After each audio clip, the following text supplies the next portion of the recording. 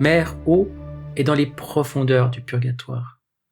Les âmes religieuses, les prêtres et les personnes qui ont été comblées de grâce ont un purgatoire terrible parce qu'elles ont abusé des moyens que le bon Dieu avait mis à leur disposition. Mai 1883, retraite. Le bon Dieu a bien des moyens d'arriver à ses fins quand il veut quelque chose de particulier d'une âme. Ce que le bon Dieu garde est bien gardé. Il le montre au grand jour quand il lui plaît. C'est pour vous surtout que le bon Jésus, de toute éternité, avait l'intention de préparer et de sanctifier la personne dont je vous parle. Vous vous sanctifierez l'une par l'autre. Le bon Dieu vous aime, vous l'aimez. Il faut que votre union se resserre davantage dans cette retraite, que votre amour grandisse, que votre volonté soit une avec Jésus, que ses intérêts soient les vôtres. Pourquoi tant vous tracasser au sujet de votre Père? Ce que le bon Dieu fait est bien. N'est-ce pas lui qui vous l'a préparé et qui vous le donne? Pourquoi vous le reprendrait-il? Les desseins du bon Dieu sont impénétrables. Quand il veut une âme toute à lui, que ne fait-il pas pour se l'unir? Que de moyens inconnus il a en son pouvoir. Soyez donc bien confiante en votre Jésus. Ne vous défiez pas de sa bonté. Plus vous serez bonne, plus vous chercherez à lui être agréable en tout, plus aussi il sera généreux envers vous. Cette retraite doit être le commencement de la grande perfection à laquelle Jésus vous appelle depuis si longtemps. Jésus attend beaucoup de vous en cette retraite. Il vous a accordé une nouvelle grâce bien précieuse. Que vous faut-il encore? En retour, donnez-vous entièrement à lui, qu'il soit le maître de votre âme. Veillez avec grand soin sur votre intérieur. Entretenez-vous toujours cœur à cœur avec Jésus.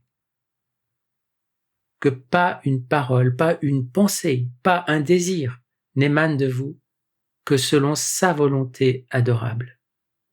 Si vous saviez quelle union Jésus veut contracter avec votre âme, comme vous n'entraveriez pas ses desseins, comme vous ne regimberiez pas aussi souvent que vous le faites. Le comprendrez-vous une bonne fois? Cette grande perfection vous fait peur, vous craignez l'illusion. Mais avec Jésus, que devez-vous craindre? Il est votre Père, votre ami, votre époux, votre tout. Est-ce qu'il n'a pas le droit d'exiger d'une âme ce qu'il veut sans lui dire le pourquoi? C'est le grand maître, c'est le Seigneur de tous. Pourquoi vouloir, avec vos vues bornées, examiner sa conduite? Adorez ses desseins et obéissez en aveugle. Voilà ce qu'il veut de vous. Mettez-vous donc de grand cœur à travailler sérieusement à votre sanctification. Redoublez pour Jésus d'amour, de tendresse. Consolez-le. Dédommagez-le de toutes les injures qu'il reçoit par le monde. Aimez pour ceux qui n'aiment pas. Réparez pour ceux qui l'outragent. Demandez pardon pour ceux qui n'y songent pas. Jésus attend cela de vous. Le lui refuserez-vous? 20 mai. Jésus vous prouve qu'il vous aime. En retour aussi, il veut des preuves de votre amour. Vous savez bien tout ce qu'il vous demande depuis si longtemps. Il ne faut pas hésiter davantage. Donnez-vous entièrement. Perdez-vous en lui. Ne vous reprenez jamais. Sur la terre, on s'arrange à sa manière. Mais dans l'autre monde, le bon Dieu nous arrange à la sienne. Il y a peu de vraie amitié sur la terre. On s'aime souvent par caprice, par intérêt. Un petit froissement, une parole, un manque d'égard désunit quelquefois des amis qui semblaient inséparables. C'est que Dieu ne possédait pas assez bien leur cœur, car il n'y a que les cœurs où surabonde l'amour de Jésus, qui peuvent donner de leur trop-plein à leurs amis. Toute amitié qui n'est pas ainsi fondée en Dieu est fausse, elle n'est pas durable. Mais quand Jésus possède un cœur, alors ce cœur peut aimer et faire du bien à ses amis, parce qu'il y a là la source de l'amitié pure et sans mélange. C'est un petit écoulement de l'amitié du ciel. Tout le reste, c'est de la nature et pas autre chose. ayez toujours des vues plus hautes que la terre. Ne recherchez jamais ni l'estime ni l'amitié de personne. Jésus seul est vôtre, et il vous veut sienne aussi pour toujours. Vous n'avez pas trop de votre cœur tout entier à lui donner. Aimez, mais pour lui seulement. Juin 1883. Eh bien, êtes-vous contente? Me croirez-vous maintenant? Je vous pardonne tout ce que vous avez pensé de moi ces jours. Dans de pareilles circonstances, il ne pouvait en être autrement. Vous n'y avez pas péché. Voyez la bonté de Jésus. Après avoir laissé agir le démon qui vous a tant fait souffrir, il l'a enfin terrassé et sa sainte volonté s'est accomplie. C'est ce qu'il attendait. Or, quand le bon Dieu a des desseins particuliers sur des âmes, ils ne s'accomplissent pas sans beaucoup de souffrance. Vous l'avez éprouvé une fois de plus, n'est-ce pas? Mais vous n'avez pas été seul. Que M.L. ne se décourage jamais. Il pourra avoir des moments d'ennui, de fatigue, mais il a le tabernacle. Que là, il épanche son cœur devant Jésus et qu'il réclame avec une grande confiance ses lumières, afin d'être lui-même la lumière des âmes qui lui sont confiées. Jésus l'aime, il le lui prouvera. En retour, jamais il ne pourra trop faire pour un Dieu si aimable. Encore juin 1883. Vous êtes toujours heureuse d'avoir enfin trouvé un père, n'est-ce pas? Faites bien attention à tout ce qu'il vous dira. Vous ferez bien plaisir au bon Dieu. C'est encore une grâce, profitez-en avec reconnaissance. C'est une si grande chance pour une âme de rencontrer une qui la comprenne. Et c'est si rare sur la terre. Jésus rencontre si peu d'âmes généreuses en ce monde. Il y en a si peu qui l'aiment, même parmi ses prêtres. Il attend, le bon maître, beaucoup de votre Père. Oh, que le prêtre est grand! Quelle sublime mission est la sienne! Mais hélas, à cette heure qu'il y en a peu qui la comprennent. 28 août 1883. Mémoire de saint Augustin. Jusqu'ici, vous n'avez jamais fait oraison comme Jésus le désirait. Vous ne faites pas assez attention à toutes ces inspirations. Vous perdez encore trop souvent de vue sa sainte présence, ce qui est cause que vous n'avancez pas dans la perfection comme il l'attend de vous. Veillez donc avec soin sur votre intérieur. Il y a si longtemps que je vous le demande de sa part. Retraite, 29 août. Voilà bien des années que le bon Dieu vous poursuit. Pour un prétexte ou pour un autre, vous faites la sourde oreille.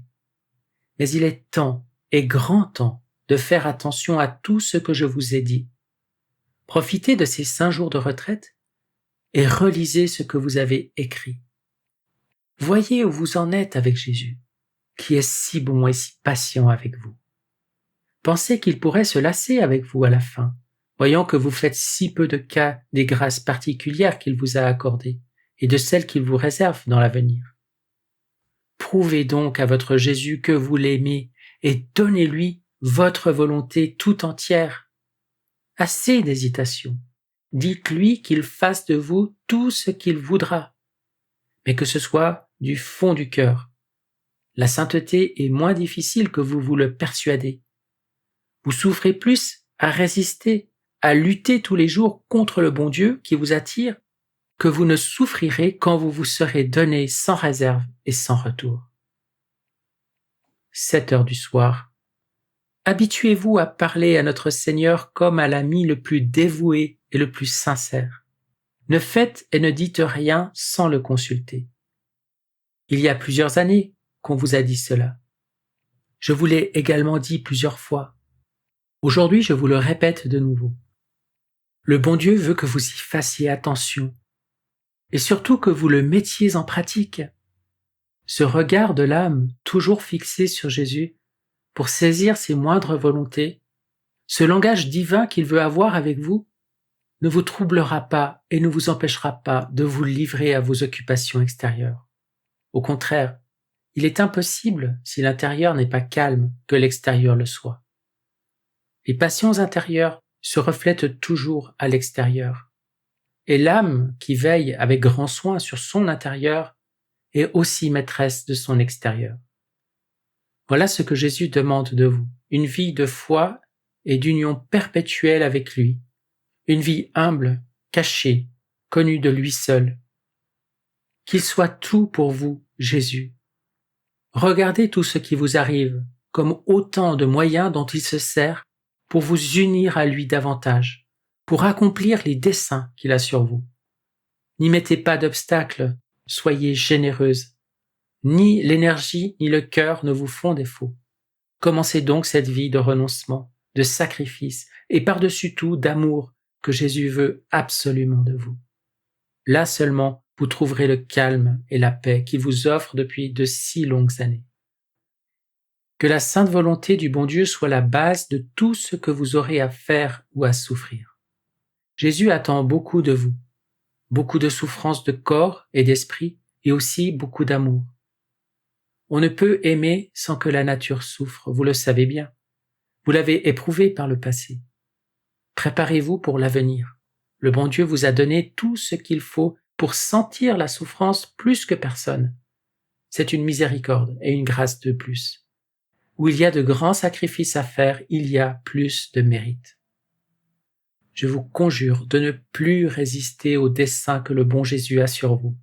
Ne demandez pas d'autres preuves, vous en avez eu assez. Vous sentez bien aussi, intérieurement, que Jésus vous veut toutes à lui. Pesez ces choses au pied du tabernacle.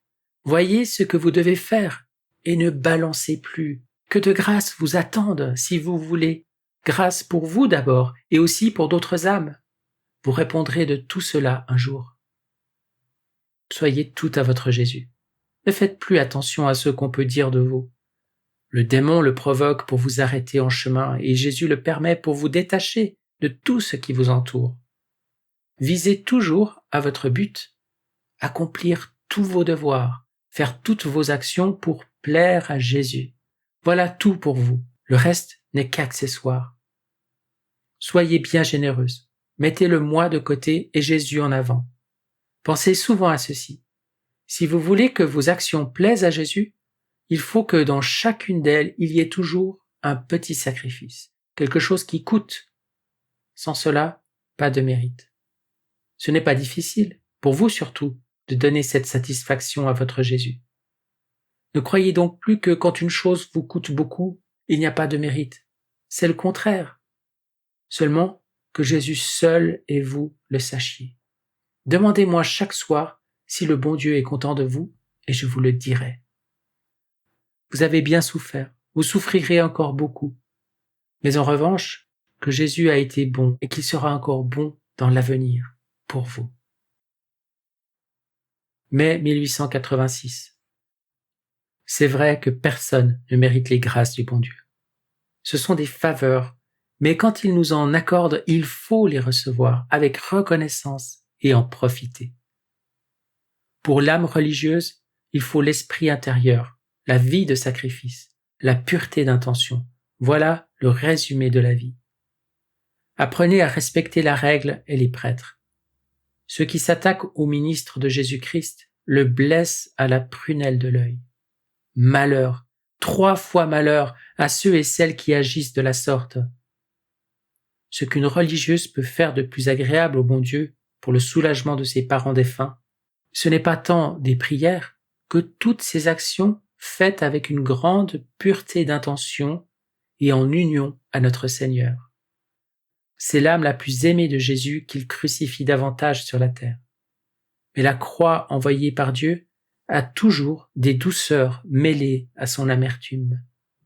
Il n'en est pas de même des croix qui nous arrivent par notre faute. Pour celles-là, il n'y a que l'amertume seule.